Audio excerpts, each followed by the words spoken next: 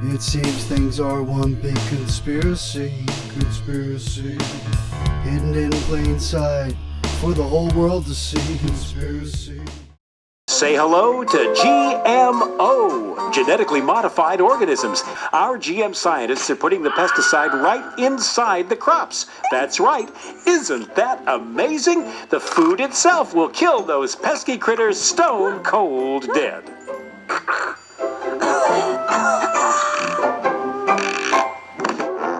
The key thing that happened to really make the autism epidemic take off, in my opinion, was the introduction of the GMO Roundup-ready crops. And this was a fabulous success. Late 1990s, they figured out how to insert a bacterial gene into the crop so that the crop wouldn't die when it was exposed to Roundup. Otherwise, Roundup kills all plants. So something that kills all plants, you've got to think that's got to be toxic. All food that is not organically grown is sprayed with glyphosate. Glyphosate is a weed killer. It's what's used on all the non-organic produce. It's sprayed in all of the parks to kill weeds. It's so ever present in our environment. It's in the water, it's in the rain, it's in the vegetables, the fruit, the bread, the grains. It's in so many things. When you take on very powerful biotech companies like Monsanto and large food corporations, who in many ways would prefer that people not know what is in the food that they produce, they're very powerful. This comes on the heels of what critics call the Monsanto Protection Act. That's legislation passed by Congress and signed by the president earlier this year, a bill that allows genetically modified crops approved by the Agriculture Department to be grown even if there is action in the courts declaring them to be dangerous. You have deregulated the GMO industry from court oversight, which is really not what America is about. Hey Monsanto, what do you say? How many people you poison today? Hey Monsanto, what do you say? 14. Fuck Monsanto! Fuck Monsanto! Fuck Monsanto! Fuck Monsanto! Fuck Monsanto! Hell no! GMO! Hell no! GMO! Hell no! GMO! Hell no! GMO! Hell no! GMO! Hell no! GMO! Hell no! I am an expert mom, and I have become an activist, a speaker, and a leader in this movement, which I believe is the most important movement of our time. My talk is GMOs, glyphosate, and what moms are doing about toxic burden. And unfortunately, hundreds of children die every year from food, and thousands and millions more are experiencing these type of food reactions, which I believe is not due to the food, it's due to what's being done to it. So what's being done to it? Well, Americans eat the most GMOs in the world and have the worst health. GMOs are in 75% of America's processed food. What GMOs are genetically engineered to either be a pesticide or to resist herbicides. GMO is when the DNA from one species is injected into the DNA of a completely unrelated species, and the foreign protein spreads throughout every cell of that plant via a bacteria or a virus. And the Bt GMO shown explodes the stomach of a bug that eats the corn or the soy. GMO to the rescue! Thanks to genetic engineering, the plant produces a toxin from the newly inserted bacterium gene. The toxin kills insects, but not humans. The Bacillus thuringiensis toxin destroys the insect's stomachs. Ouch! We have absolutely no testing results to prove that these are safe, but they are. Trust us, we care.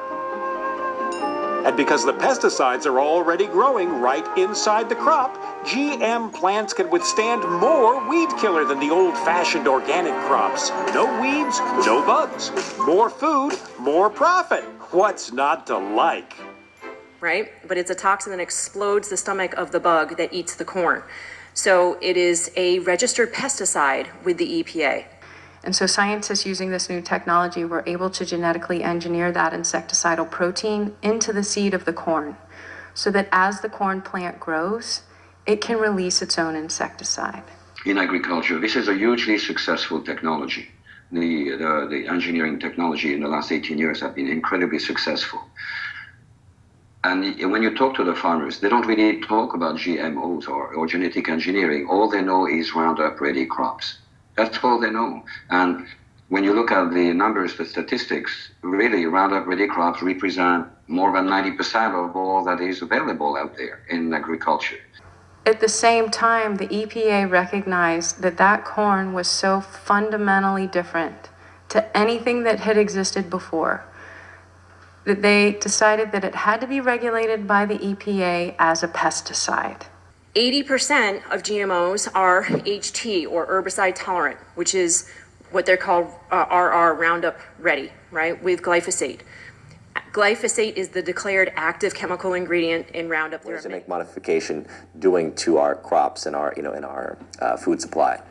Well, to understand the dangers of genetic engineering, you have to understand that GE crops or GM crops are usually paired with Roundup, which is an herbicide, a weed killer. Its primary ingredient is glyphosate. This is a toxic chemical that many scientists believe causes cancer. The World Health Organization recently added glyphosate to its list of chemicals that are suspected of causing cancer. And glyphosate is sprayed on all of these crops, sometimes right before harvest, in fact, to dry them, to actually dry them out and make the crop more uniform for harvesting. Well, this glyphosate is in the food supply because it's sprayed very liberally across all of these crops. And the initial promise of GMOs was that it would allow farmers to produce more food with less pesticide and less herbicide. It turns out that was false. More herbicides are being sprayed than ever before. And now we're getting the growth of super weeds that are herbicide resistant. And they are threatening farms and the economic output of farms. And they are requiring more chemicals to kill those super weeds than were originally being sprayed on the crops in the first place. And at the same time, glyphosate is showing up in the food supply. It's in the breakfast cereals, it's in the baby food, it's in the infant formula, it's in off-the-shelf products that you buy at the grocery store. So now we are being chemically contaminated with another chemical. Now you're eating glyphosate as well. And it has been linked with cancer at very low concentrations, parts per billion concentrations. So that's just one of the concerns, Sean. These genetically engineered crops are called Roundup Ready crops because they've been genetically engineered to withstand Roundup. And Roundup is a weed killer that any parent knows not to store under our kitchen sink because of the concern of the toxicity of that product. Roundup Ready crops, that's what it is. Roundup Ready means that they have been engineered to be sprayed with the herbicide Roundup. Okay, so the active ingredient in Roundup is called glyphosate. That glyphosate was invented as a herbicide in 1969. And that is not correct. Glyphosate was invented as a new molecule in about 1960 and patented in 1964 as a descaling agent by a medium-sized chemical company in the USA called Stauffer Chemicals. It was a descaling agent. The business of Stauffer Chemical was to clean up industrial pipes and boilers. So they were looking for a chemical that would actually take all the minerals. You have an electric kettle at home. After using it for a few months, you have mineral deposits on the side or at the bottom of it. These are called scales, decreasing the efficiency of the pipes and boilers. And so they need to be cleaned up from time to time. So you put a chemical in the water that will remove the mineral deposits. And that's a descaling agent. Why something that was used for cleaning pipes suddenly could be used on food crops. This chemical, glyphosate, once it has done its job in the pipes and boilers, so you have to dispose of it. When you dispose of it, you realize that it's killing plants, all plants. And that's when Monsanto bought the molecule and the patent and repatented it as a herbicide in 1969. And so when all of these things were introduced into our food supply, what our grandparents called food, we suddenly had to give the adjective organic. It was designed to kill bacteria, which is really one of the cores of its toxicity to humans. GMOs are a chemical delivery system to human beings. Either way, whether you're ingesting the pesticide that's inside the plant or the herbicides that are on the outside of the plant, we are ingesting more chemicals through our food system than ever in recorded history. Whether you battle weeds at your home or in your fields, Roundup branded herbicides are some of the most effective methods for controlling them. But what about their main active ingredient, glyphosate? Is it harmful? How does it work? Give it a minute. Glyphosate-based products were introduced in the 70s and became popular with farmers for the wide variety of weeds they help control and their history of safe use. In fact, in addition to the US EPA, regulatory agencies in more than 160 countries have approved glyphosate-based products. Here's how it works. Glyphosate is applied to weeds. Once absorbed, it travels to the roots, where it blocks a specific enzyme found in plants, not animals or humans. Without that enzyme, the weed can't make the building blocks it needs to grow. The entire weed withers to the ground, where any remaining glyphosate is broken down in the soil into naturally occurring substances like carbon dioxide and phosphate. To further target only weeds, certain crops have been specifically modified so that glyphosate doesn't affect them. This means farmers don't have to turn over their soil as much to control weeds, which reduces emissions. It also reduces soil erosion, in some cases by as much as 90%. Precise, effective, and proven. All reasons glyphosate is the most widely used weed control product in the world today. That's a lot to cover in a minute. So if you still have questions, check out discover.monsanto.com. Glyphosate, or Roundup, one of the most commonly used herbicides or pesticides in the world, to the tune of 1 billion pounds a year sprayed on our crops. So much so that the average American is eating several hundred pounds of glyphosate-contaminated food every year. I believe the hype, like all the other farmers and people around the world do, that glyphosate is as safe as salt, and that it broke down into harmless chemicals that did no harm. I believed all that stuff until I started studying the chemical. Clearly, glyphosate caused tumorigenic growth in the rats. You can find those levels in our food supply. These are residues that are ingested. This is like scientific misconduct. A lot of the science was around the genetically engineered product. And then what you've come to in the last decade is, well, what about all the stuff that's being applied to those genetically engineered crops? And again, that is what's driving revenue for these chemical companies. I mean, their last quarterly earnings report, that is a key driver of their revenue. It's only about a year ago that I realized it's not about genetic engineering technology. It's about the herbicide that is associated with the genetic engineering technology. And that's, for me, is a new horizon.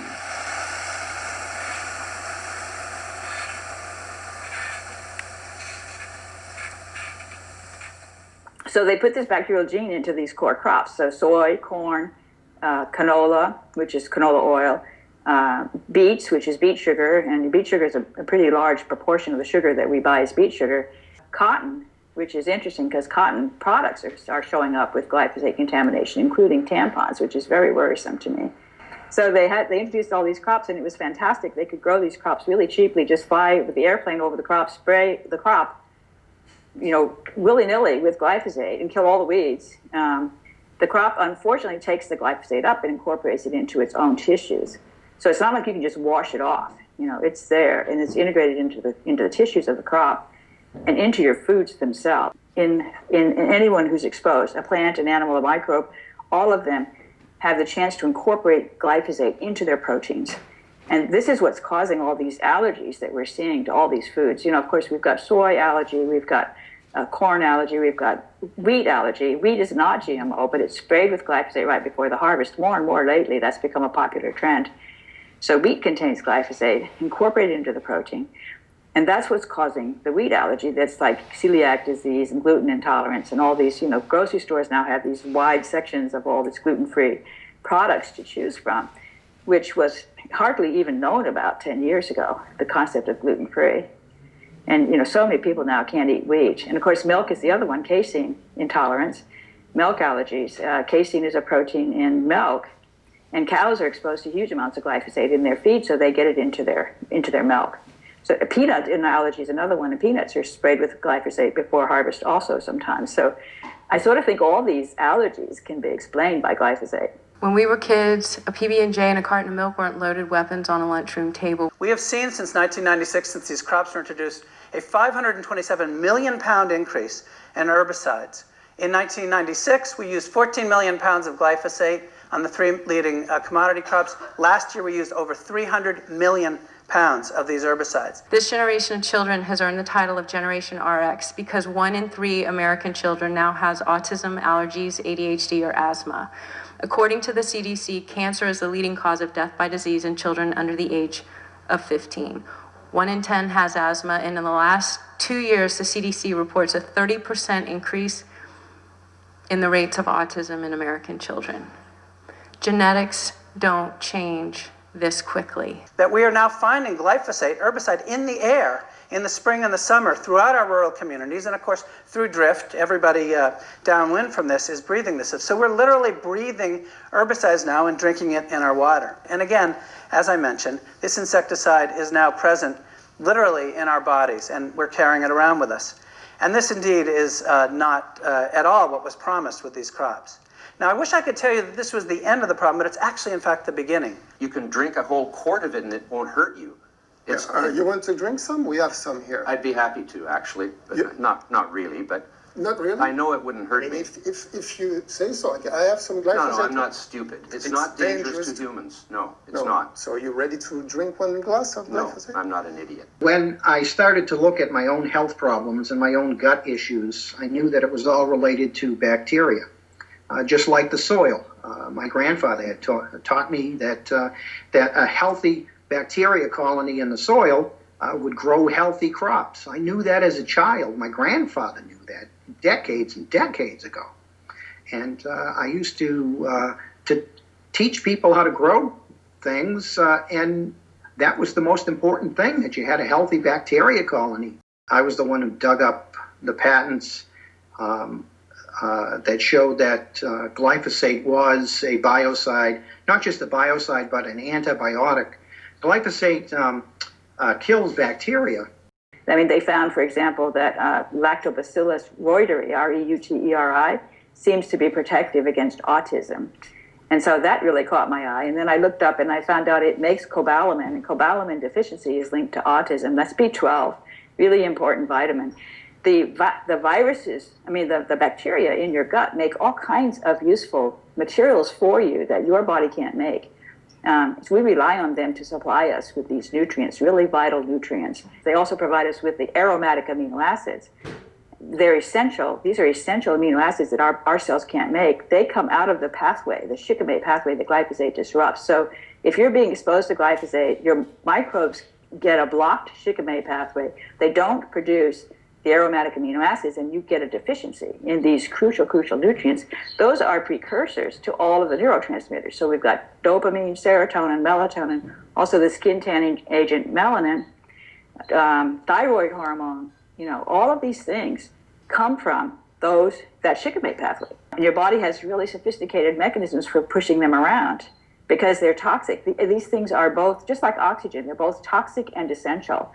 And we have these smart mechanisms, but glyphosate is a train wreck for them. So glyphosate holds on to the mineral and prevents our natural system from delivering it in a natural way. And then it'll do things like carrying it to the brainstem and causing all kinds of trouble there. The patent of 1964 is very clear that it's a very powerful and broad spectrum descaling agent, meaning that it binds to all metals, basically. Just as it did in the pipes, it goes in and it grabs the minerals out and basically flushes them out with it. One of the concerns that I've heard from other scientists is that the same thing happens here with the plants. That process is called chelation, where it literally takes the minerals out of the plant, strips them out of the plant. Some of those minerals that have been stripped out of plants that are treated with Roundup are magnesium, copper, and zinc. And these are critical for anybody, but especially for children. It's not just magnesium, copper, and zinc. It's sulfur, iron, selenium, cobalt, magnesium, manganese. But the manganese is the metal that is responsible for killing the plant, because the enzyme, the protein, the enzyme that in the chloroplast that is impaired has a metal atom of manganese in the center of the protein. So it's not just three metals, it's most of them. And the metals are not removed from the plant. They're still in the plant, but they are bound to the molecule of glyphosate and completely bio-unavailable. They cannot work anymore. Have you ever heard of this company, Monsanto? And he says, no. And I said, they have got something in everything in the kitchen, everything in our fridge and everything in our cabinet. How do we not know about this company? Once a crop has been genetically engineered to withstand it, what are the impacts there? So as a herbicide in 1974, as a new herbicide, Roundup was used as a regular herbicide to spray weeds, to kill weeds. So you kill your weeds in the field like using any other herbicide, and then you plant your seeds. So you have some residues of Roundup in the soil that might be taken up by the new crop that you just planted. Okay, minimal somewhat, small residues in the plant because it's only available from what there is in the soil. With the advent of genetic engineering, now the game is completely changed because now you have a new crop, completely new, and the farmers are being told basically to ignore their weeds and they plant their seeds, never mind how weedy the field is, because they know very well that in 2 or 3 weeks, when the seeds have emerged and now they have seedlings about a few inches high, now they can spray and completely kill all their weeds. And if they haven't killed all their weeds, they can come back a few weeks later and do it again, because the crop is now engineered to be resistant to the herbicide. So now you are spraying the crop once or twice, sometimes more, so that the residues of that herbicide in the crop are much higher than they used to be before the advent of genetic engineering, when Roundup was used as a regular herbicide. We've written papers about that as well, the connection between glyphosate and aluminum, because glyphosate is a major metal chelator. Aluminum is a major metal, and so glyphosate binds really tightly to the aluminum and carries it into the brainstem and delivers it at the pineal gland, because that's in the acidic environment, it lets it go. So if the pineal gland is in a more acidic environment, so the glyphosate hands over the aluminum to the pineal gland, messes up the pineal gland and causes sleep disorder, because that's the melatonin.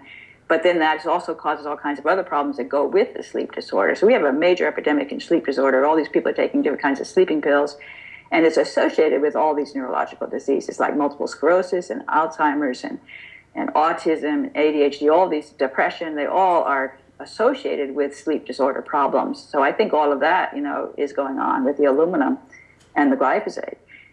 And that, again, glyphosate stays viable in dark, salty water for 315 days. What's in our womb?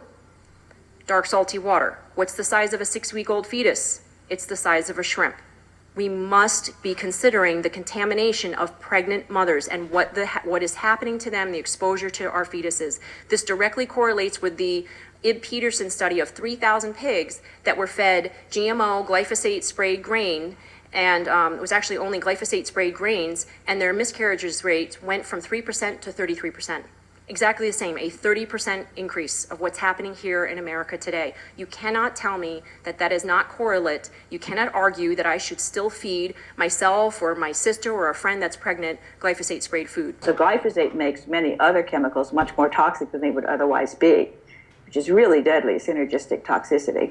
I mean, it's amazing. We have multiple chemicals that we're exposed to all the time, and essentially none of the studies have looked at any two in combination. All the studies are sort of done in isolation. Each of them can cause the other one to be more toxic because of the way it affects the biology. One of the things I did in my adult life was I sold compound pharmaceuticals. In compounding, you could take a series of generic drugs and put them together and make a compound to treat a certain disease. And also, compounding in medical is very exciting, but you also know compounding is exactly that. It's putting two ingredients together, so an effect that could be magnified or become toxic, that could be canceled out. And one of the things I also sold was genetic testing, and the genetic testing was specifically for patients that were on 5 or 6 or 7 different drugs, inhibitors, inducers. Basically, these drugs a lot of times are canceling themselves out, and doctors don't know. They're experts in their field of study, but they're not experts in drugs, and they rely on the drug rep a lot of times to come in and detail them and the product inserts. But doctors by no means are the fortune teller, and they do not know what one drug and another drug and another drug does to that individual. You don't know whether or not it's actually going through the liver, whether it's canceling out. I mean, it's well known that even grapefruit juice, there's a lot of heart medicine and high blood pressure medicine that's out there that you can't even take grapefruit juice with, or it may cancel it out, because what happens is these drugs go through the CYP, the cytochrome P450 pathway. So it's one of the 7 pathway that goes through the liver. They've shown in studies that glyphosate disrupts this really important class of enzymes in the liver. One of the things those enzymes do is to detoxify a bunch of different chemicals, including drugs that you take. For example, even acetaminophen, which is Tylenol. And they've linked Tylenol to autism. And Tylenol can be very toxic, if you can't metabolize it. But you need those enzymes in the liver that glyphosate disrupts to metabolize the Tylenol. So when you take Tylenol and you don't break it down, it becomes much more toxic. And then it can cause autism. If you add glyphosate at 10 parts per million in the next bar, you get the same loss. 10 parts per million is the amount that's allowed in beets, potatoes, other things on the grocery store shelf. If you add the gluten and glyphosate in the same bite, you get an 80% destruction of that tight junction membrane, misfolding of the proteins, etc.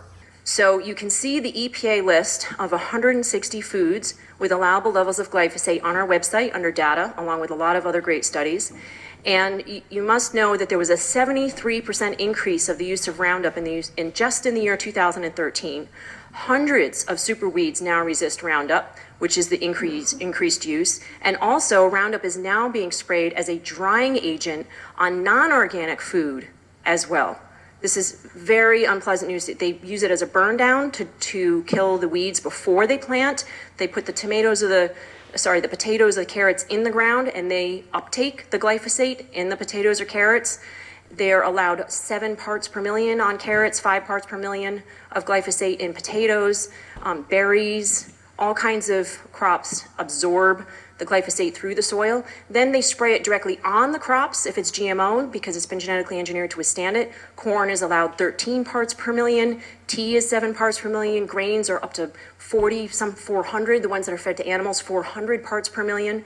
And then they spray it as a drying agent to dry the harvest before, the crop before harvest, on sugar and barley and peas and legumes and all kinds of crops. And those levels are, 200 parts per million, 25, sugar is 25 parts per million of glyphosate. And all it takes is 0.1 parts per billion of glyphosate to destroy your gut bacteria. This has been scientifically proven. So we are being systematically poisoned through our food supply. Make no joke about it. So close your eyes and breathe and think of this as a reset or reframe. And when the demons in you want to get out, show some discipline and just restrain. So get your head straight, hydrate, meditate, take care of your brain.